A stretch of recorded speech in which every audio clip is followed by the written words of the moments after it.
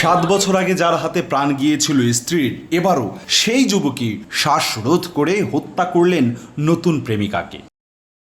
19 বছরের সঞ্জিদা কবির আনিতা সকালে বাসা থেকে বের হয়ে আর খোঁজ মেলেনি তার। বিকেলে বরিশাল নগরীর পশ্চিম বগুড়া রোডের রাফি মঞ্জিলের 6 তলায় মইনুল ইসলাম হিমুর বাসা থেকে উদ্ধার করা হয় তার মরদেহ।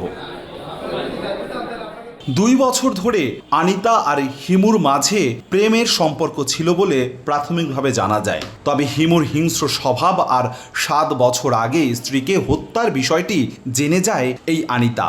এরপর গত 1.5 মাস যোগাযোগ বন্ধ রাখলেও শুক্রবার আনিতাকে নিজের বাসায় ডেকে নিয়ে আসে হিমু আর হত্যা করে শ্বাসরোধ করে।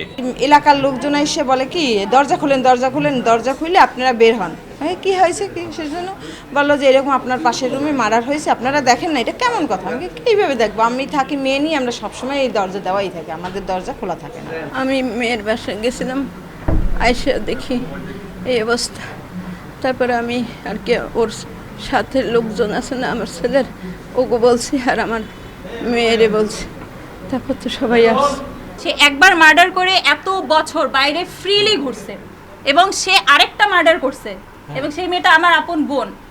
আমি অবশ্যই বিচার চাই। পুলিশ বলছে পুরো ঘটনা তদন্তেই উঠে আসবে আর অভিযুক্তকে শীঘ্রই আইনের আওতায়ও আনা হবে। ধারণা করা হচ্ছে প্রাথমিকভাবে যে প্রেমিক কর্তৃক প্রেমিকা খুন হয়েছে। আমরা ভিতরে জানি ক্রাইম সিনের এগুলো পর্যবেক্ষণ, ক্রাইম সিনের মধ্যে দায়িত্ব তো ওরা করছে, এটা ভালো, যেহেতু ওরা স্পেশালাইজড একটা টিম, ওরা দেখছে এটা। পুলিশের তথ্য অনুযায়ী 2017 সালের 3 ডিসেম্বর স্ত্রী সুমাইয়া ফরাজে গর্নাকে হত্যাসহ 2টি মামলার আসামি এই হিমু। অপূর্ব অপু, সময় সংবাদ, বরিশাল।